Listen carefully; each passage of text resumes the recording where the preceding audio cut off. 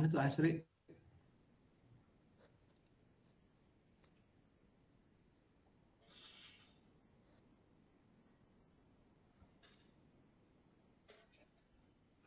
Oh, Mekar.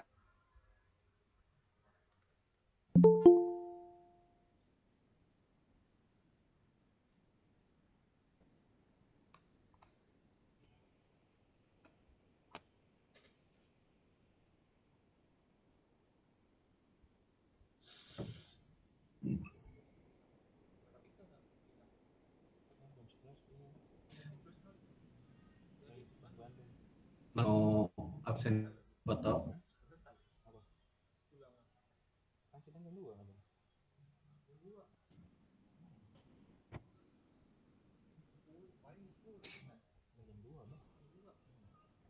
Rohmah siapa, Pak? Mekar, Kira anak baru. anak baru tuh. Bubur putih kemarin.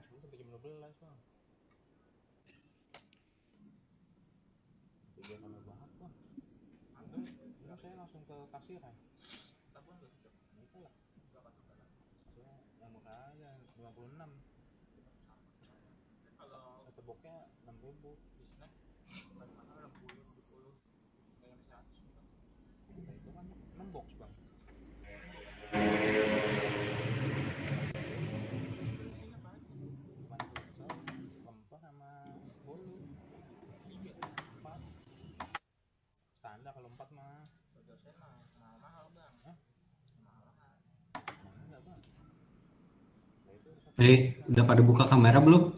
Takutnya sinyal saya yang Ayo, Sari. Asri juga belum. Udah, Pak. Oh, berarti sinyalnya jelek. Zahra, Ayo, Ra.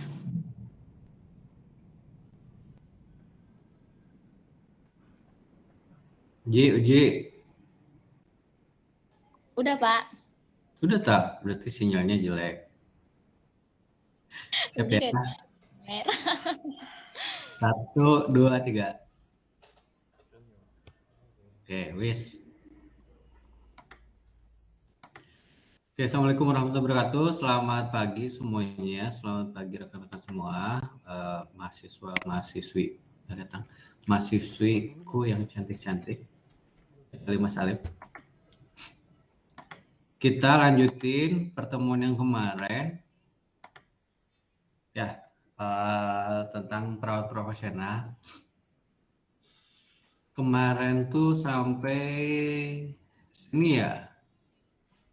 Sampai ke nomor 2, habits. Berarti sekarang lanjut ke nomor 3. Inquiry ya. Jadi inquiry itu dalam kata lain itu penyelidikan atau menanyakan keterangan. Nah, ini merupakan latihan mempelajari suatu masalah secara mendalam dan mengajukan pertanyaan yang mendekati kenyataan. Jika kita berada di tingkat pertanyaan ini dalam situasi sosial, kita akan disebut mendesak. Hal ini meliputi penggalian data dan pertanyaan, khususnya pendapat dalam situasi tertentu. Ini berarti tidak menilai dari raut wajah, mencari faktor-faktor yang menyebabkan keraguan-raguan pada kesan pertama dan mengecek segalanya. Tidak ada masalah, bagaimana memperlihatkan ketidaksesuaian. Nah, merupakan kebutuhan primer dalam berpikir yang digunakan untuk menyimpulkan sesuatu. Kesimpulan tidak dapat diambil jika tanpa inquiry. Tetapi kesimpulan akan lebih akurat jika menggunakan inquiry.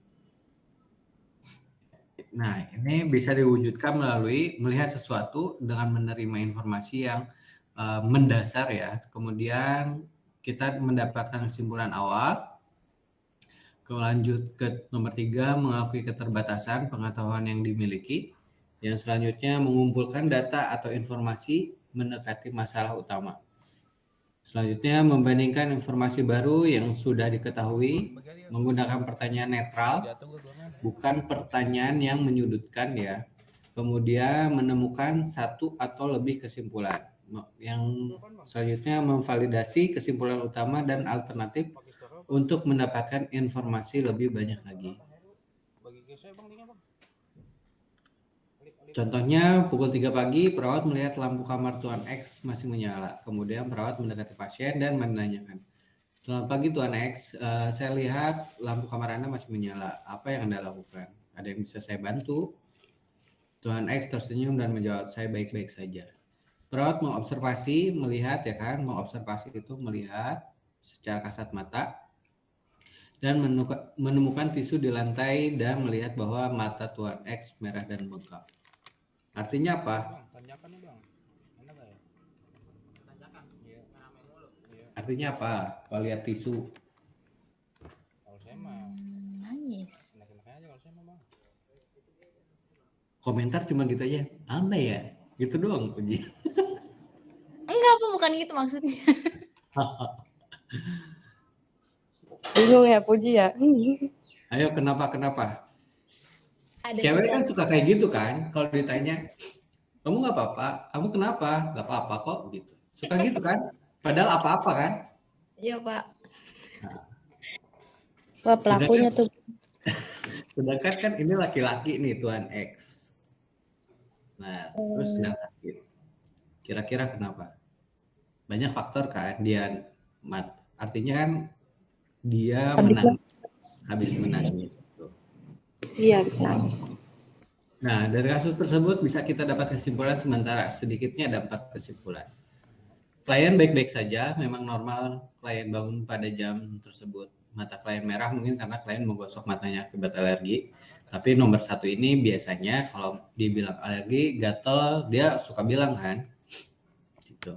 Kemudian klien baik-baik saja tetapi tidak bisa tidur siang sebentar karena rasa bosan, sehingga mata terlihat merah dan bengkak. Yang ketiga, klien tidak dalam keadaan baik tetapi tidak ingin berbicara kepada siapapun tentang masalahnya. Yang keempat, klien dalam keadaan tidak baik, tetapi tidak tahu bagaimana untuk meminta bantuan kepada orang lain. Nah, ini cewek nih. Ya kan? Nomor 4 nih cewek. Mau ngejelasin tensin ya kan? Malu ya kan? Makanya bilang, "Nggak apa-apa kok." Tapi nggak apa-apanya sambil, ngebalir. Sambil nangis. Bapak Nggak apa-apa kok. Gitu. Drama banget ya kan cewek itu kan. Tapi saya suka. Kemudian di sini peran perawat adalah memvalidasi. Memvalidasi itu adalah mencari tahu kebenarannya. Kan?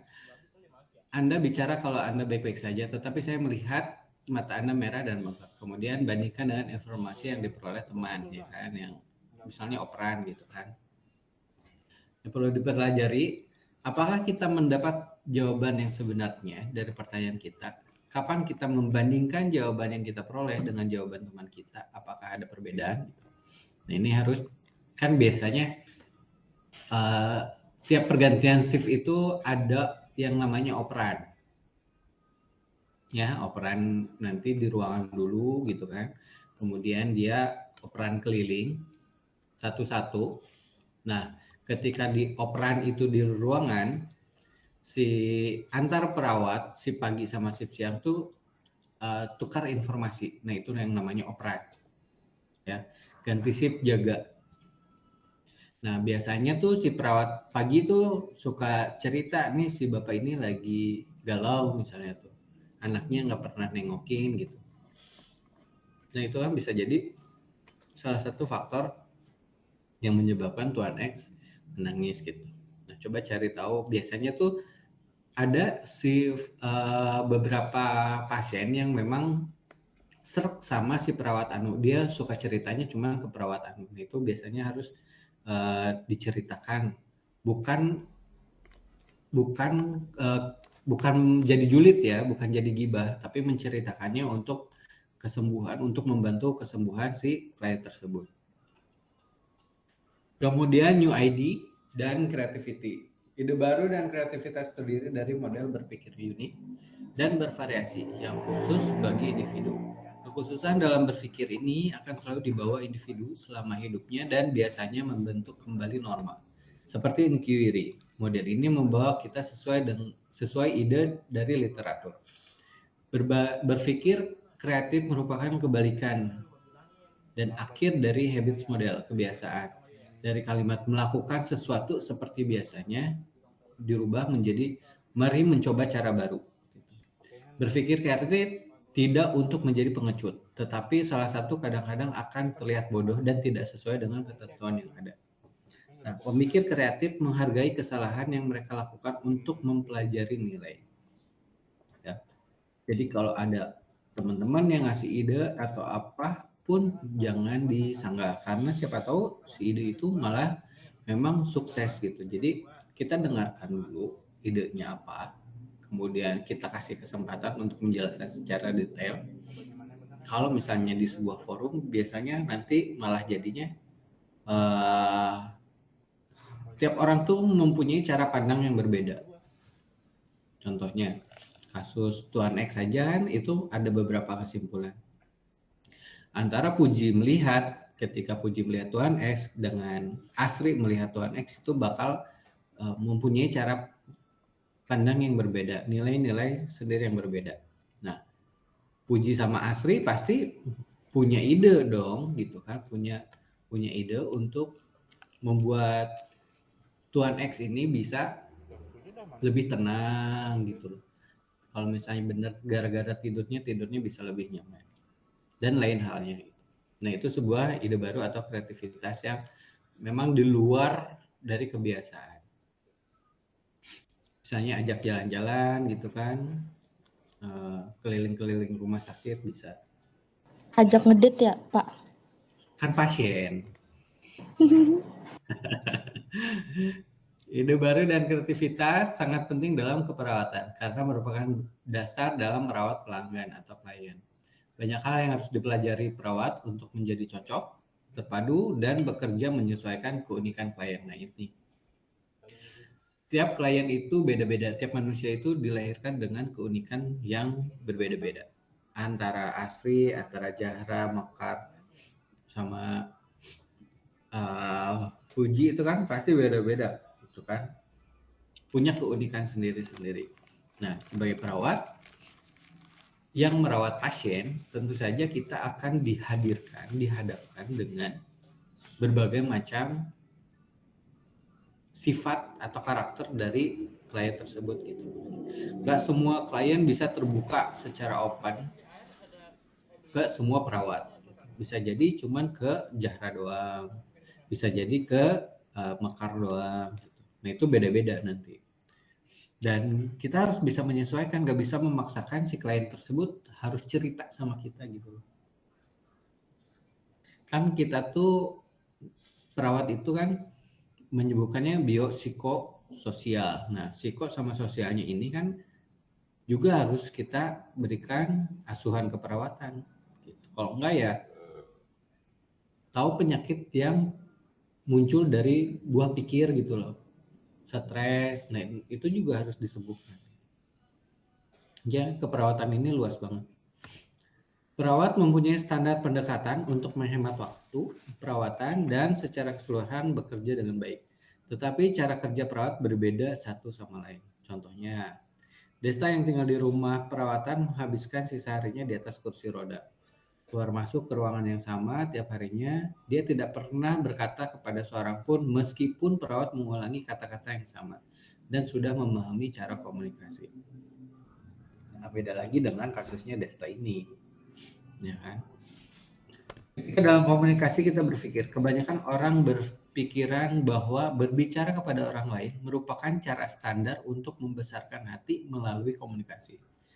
Jadi hal tersebut yang sebagian perawat lakukan, kecuali contohnya Nisa.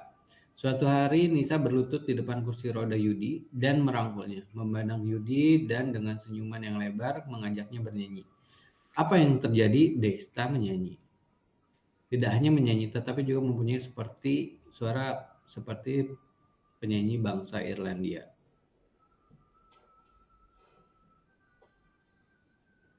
Sekarang apa yang dapat kita pikirkan dari cerita tersebut? Kebanyakan perawat memahami komunikasi terapeutik. Nanti kita akan belajar masalah komunikasi ya yang dipelajari dari buku pendekatan verbal untuk komunikasi terapeutik bisa dilakukan dengan kebanyakan klien. Nisa, meskipun mengembangkan komunikasi dengan cara sentuhan dan menyanyi, hal tersebut kreativitas yang dimiliki yang tidak disebutkan dalam literatur.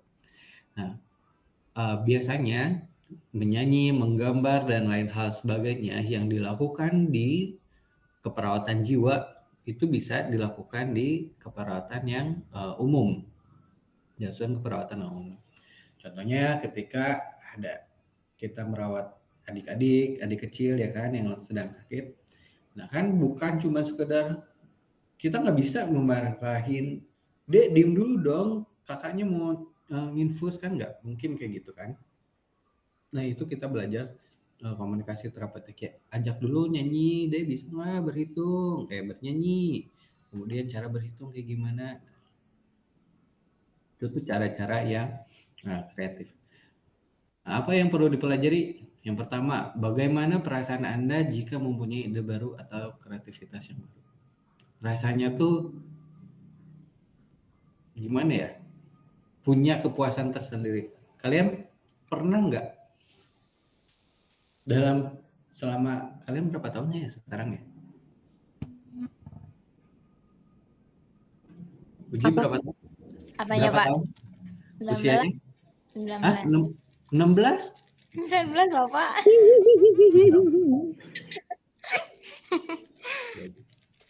19. Nah, selama 19 tahun ini, oke lah, anggap 5 tahun terakhir nih, kalian yang dewasanya 5 tahun terakhir kan? Nah, ngerasa kan udah pernah berorganisasi pastilah ya, selama di SMP, di SMA, punya komunitas lah. Nah, ketika kalian punya ide baru, gitu kan, kemudian si ide itu dijalankan, kemudian sukses, pernah nggak ngerasa wah puas banget gitu loh dengan ide itu bisa ngebantu orang lain dan kita punya prestige sendiri, punya nilai tersendiri, pernah kan? Pernah, Pak. Nah, pasti pernah. Even itu sekali seumur hidup hokinya gitu, hokinya dirempal itu cuman segitu, tapi kan itu jadi bentuk kepuasan tersendiri lah istilahnya.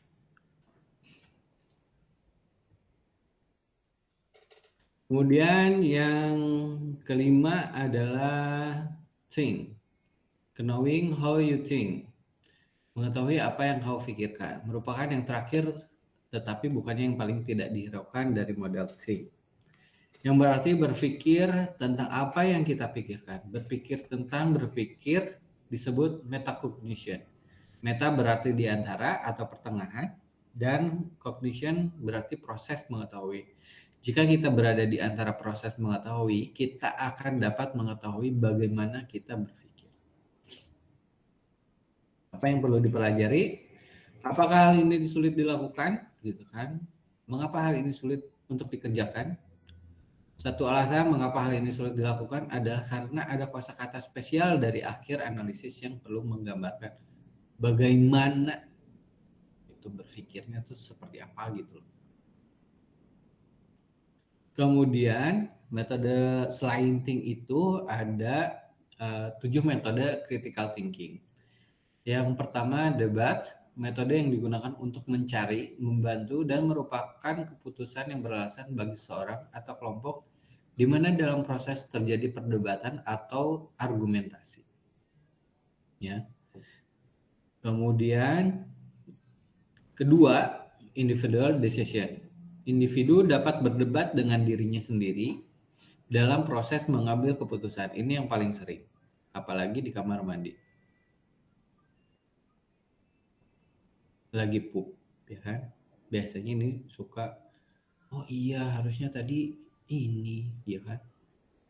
Harusnya tadi naik angkot ini gitu kan, biar nggak salah jalan.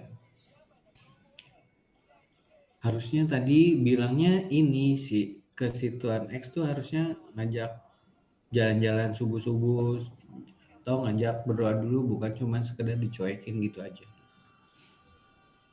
Kemudian group discussion. Sekelompok orang memperbincangkan suatu masalah dan masing-masing mengemukakan pendapatnya. Ini yang biasa terjadi di organisasi. Kemudian persuasi, komunikasi yang berhubungan dengan mempengaruhi perbuatan, keyakinan, sikap dan nilai-nilai orang lain melalui berbagai alasan, argumen atau bujukan. Debat dan iklan adalah dua bentuk persuasi. Propaganda, komunikasi dengan menggunakan berbagai media yang sengaja dipersiapkan untuk mempengaruhi massa pendengar. Coercion, mengancam atau menggunakan kekuatan dalam berkomunikasi untuk memaksakan suatu kehendak. Kombinasi ya, beberapa metode di atas nanti dikombinasikan. Kemudian elemen berpikir kritis, berbagai elemen yang digunakan dalam penelitian dan komponen. Pemecahan masalah, keperawatan, serta kriteria yang digunakan dengan komponen keterampilan dan bersikap berpikir kritis. Elemen berpikir kritis antara lain, yang pertama menentukan tujuan, yang kedua menyusun pertanyaan atau membuat kerangka masalah, ketiga menunjukkan bukti, keempat menganalisis konsep, yang kelima asumsi.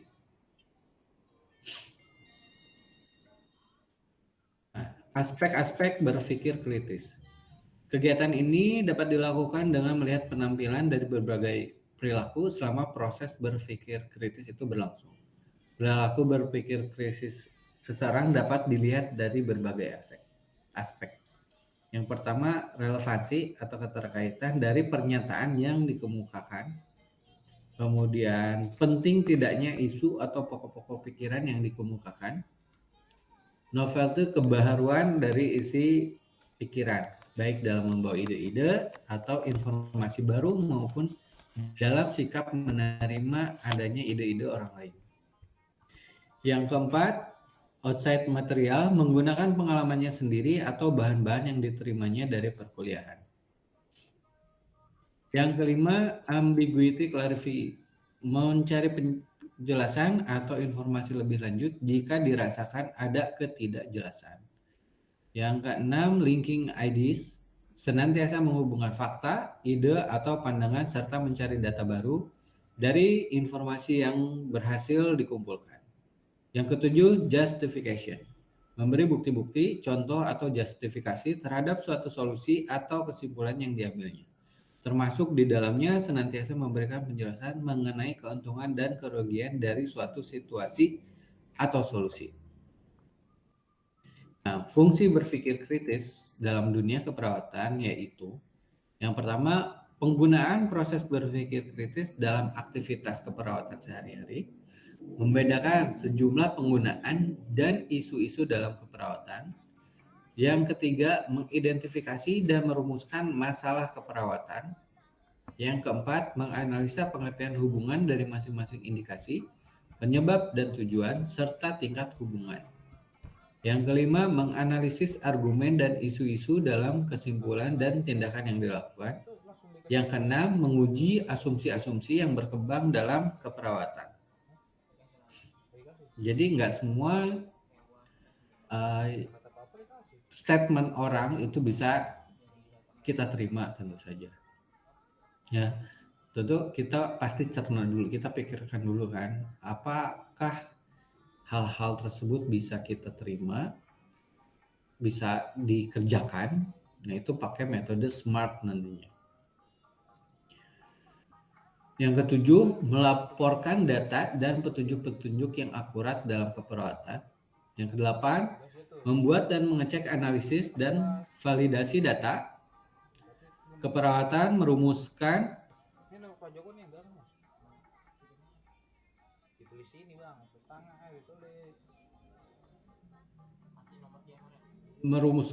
dan menjelaskan keyakinan tentang aktivitas keperawatan. Yang ke-10, memberikan alasan yang relevan terhadap keyakinan dan kesimpulan yang dilakukan. Yang ke-11, merumuskan dan menjelaskan nilai-nilai keputusan dalam keperawatan.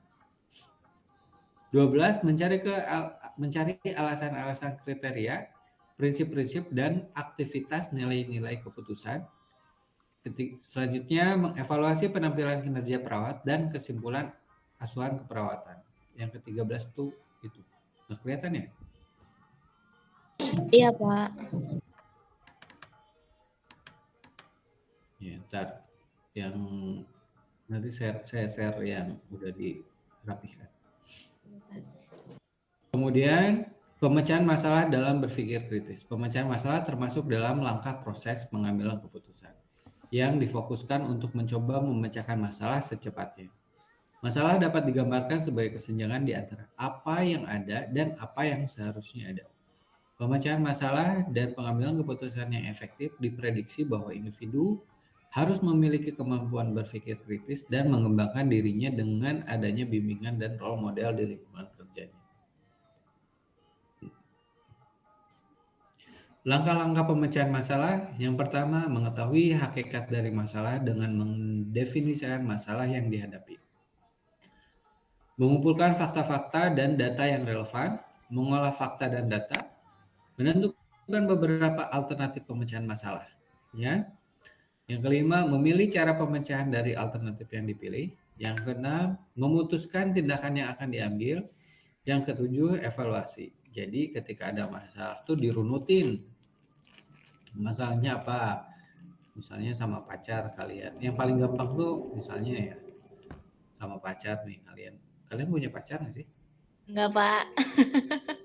Mas, Enggak, Pak, benar. Asri punya ya? Mekar. Waduh. Enggak, Pak. Suka pura-pura gitu lah. Nah, contohnya nanti kalian punya masalah ya. Apapun masalahnya, coba kalian tulis masalahnya adalah anu gitu loh. Kemudian kalian runutin, diidentifikasi ini masalahnya berasalnya dari mana, gitu kan? Apa berhubungan sama apa nih? Nah, terus kemudian kalian kumpulin nih fakta-faktanya dari sumber, misalnya sumbernya si A, ya bukan berarti kalian jadi detektif ya, tapi kan kalian harus nanya saksi, ya kan, saksi-saksi, dan itu merupakan data, gitu kan. Kemudian kalian tuh bikin tuh pemecahan masalahnya apa kira-kira, solusinya apa, gitu. Nah, mana yang paling relevan itu yang kalian ambil, kalian coba kasih jawabannya gitu. Coba kalian aplikasikan gitu, pemecahan masalahnya tuh ya jawabannya ini gitu. Kemudian harus bagaimana gitu. Kalian udah belajar 5W 1H. Tahu nggak 5W 1H? Pelajaran bahasa Indonesia kan ya, Pak ya? Iya, betul. Kan bahasa Inggris ketang 5W 1H. Iya, Pak. Apa aja? What? Who? Where? When? Why? Then? How? Ya, betul. Nah, coba pemecahan masalah itu menggunakan 5W 1H. Nanti akan lebih runut ketika kalian benar-benar menulis itu sesuai dengan pikiran kalian, dan kalian bisa share sama orang terdekat atau yang kalian jadikan mentor gitu. Ketika di dunia keperawatan pun seperti itu gitu. Karena udah terbiasa ya udah nggak ditulis lagi gitu. Ketika kalian bekerja tuh nanti karena udah terbiasa menggunakan itu. Nah, kalian nggak akan ngotret lagi nih harus kayak gimana nih apa aja. Nah, sebagian ada yang memang ditulis, tapi sebagian lagi karena udah terbiasa, udah tahu siapa-siapanya gitu kan. Nanti udah nggak akan nulis lagi. Nah, karakter berpikir kritis dijelaskan oleh Bayer secara lengkap dalam buku Critical Thinking. Yang pertama adalah watak. Seseorang yang mempunyai keterampilan berpikir kritis mempunyai sikap skeptis, sangat terbuka, menghargai sebuah kejujuran, respect terhadap berbagai data dan pendapat, respect terhadap kejelasan dan ketelitian, mencari pandangan-pandangan lain yang berbeda, dan akan mengubah sikap ketika terdapat sebuah pendapat yang dianggapnya baik. Kriteria dalam berpikir kritis harus mempunyai sebuah kriteria. Untuk sampai ke arah sana, maka harus menemukan sesuatu untuk diputuskan atau dipercayai. Meskipun sebuah argumen dapat disusun dari berbagai sumber pelajaran, namun akan mempunyai kriteria yang berbeda. Apabila kita akan menerapkan standarisasi, harus berdasarkan kepada relevansi, keakuratan fakta-fakta, berlandaskan sumber yang kredibel, teliti, bebas dari logika yang keliru, logika yang konsisten, dan pertimbangan yang matang.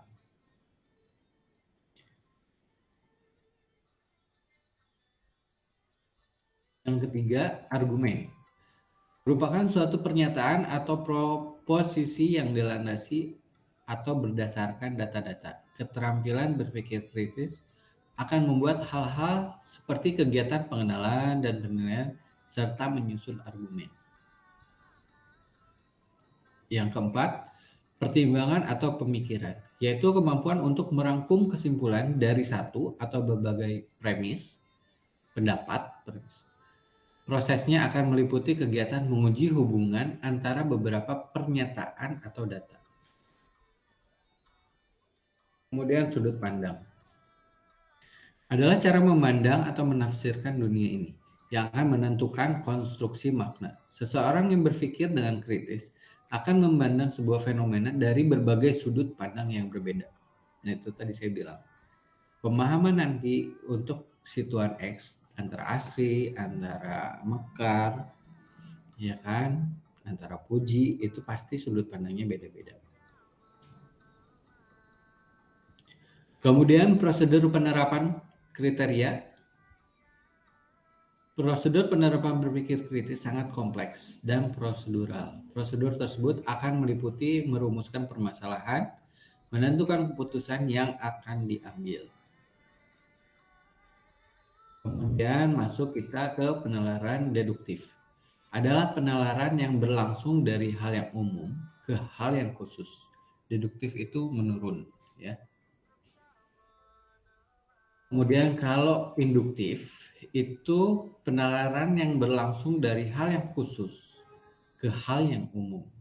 Nanti kalian lebih belajar tentang perumusan masalah untuk membuat dokumentasi keperawatan, untuk membuat KTI nanti akan belajar tentang itu. Itu. Oke. Selesai 69 slide. Ada yang mau ditanyakan? Anak-anak? Ganjel lambung. Anak-anak. Ada balok nggak? Balok apa? Kan buat ganjel katanya. Ada yang mau ditanyakan nggak? Katanya kue balok kuat. Kan kue balok. Halo? Tunggu Pak, pikir dulu. Oke. Ngapain? Kirain takutnya sinyal saya Tanyakan yang lag, wifi-nya lagi nggak bagus di sini. Kita ngeliat kamu. Enggak kok Pak, jelas kok.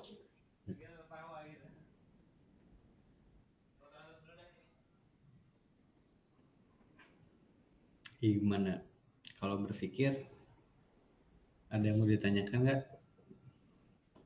Biar kelihatan berpikir aja. Coba nanya. Ini lagi mikir Pak mau nanya apa.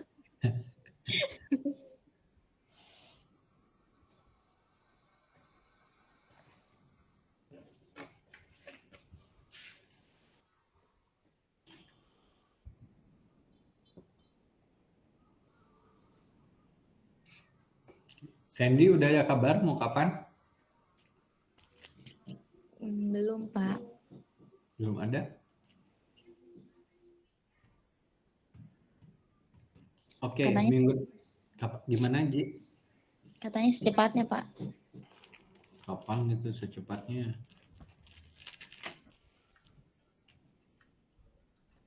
Minggu depan kan kalian libur karena Sabtu wisuda tuh ada wisuda.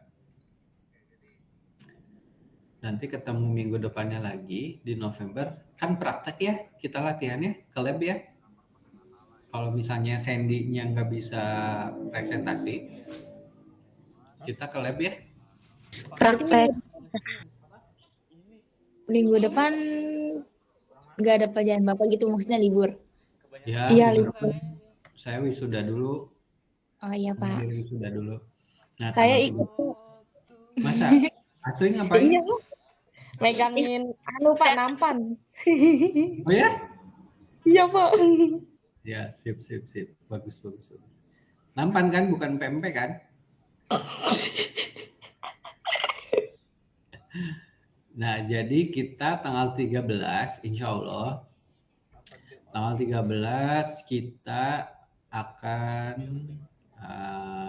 mulai praktek-praktek sederhana dulu ya. Praktek sederhana dulu kayak pemeriksaan fisik. Itu dulu aja. Yang penting kalian punya bekal kayak gimana. Nah, Kayak PTV ya, Pak? ya kayak TTV. Nah, nanti baru tuh semester selanjutnya baru kita belajar lebih dalam lagi tentang di lab prakteknya kayak gimana. Asik. Ya, nanti bantu siapin ya, Asri ya, bantuin siapin alatnya, pinjam misalnya butuh tensi, stetoskop yang gitu-gitu, misalnya yang mau datang ada berapa ya siapin gitu. Nanti kita Alatnya saling ada di lab kan ya, Pak? ada di atas, ada di lantai paling atas. Oke, Pak. Ya. Nah, kecuali kalau misalnya Sandy-nya bisa presentasi. Tuh. Ya, kita cocokin dulu aja sama presentasinya Sandy. Kasihan dianya nanti kalau nggak presentasi nggak dapat nilai nanti dari saya. Tinggal Sandy doang kan? Iya, Pak. Jadi ada pertanyaan nggak, Ji? Udah berpikirnya? Nggak ada, kayaknya nggak ada. Nggak nemu-nemu. Oke ya. Sementara perkuliahan hari ini kita selesai. Kalau nggak ada pertanyaan, nanti kalian saya share nanti semua materinya. Apa aja yang belum dapat, nanti kabarin saya ya, Asri ya. Apa, Pak? Materi-materi apa aja yang dari saya yang belum saya kirim ya. Oh iya, Pak. Siap. Ya, nanti saya kirim. Oke, semoga happy weekend kalian semua, tetap jaga kesehatan. Salam sama orang tua ya. Nanti kalau ada pertanyaan atau ada yang harus ditanyakan, dikonfirmasi WhatsApp saya langsung aja, nggak apa-apa ya. Siap, Pak. Oke, makasih ya. Ya, Pak. Makasih juga, Pak. Waalaikumsalam.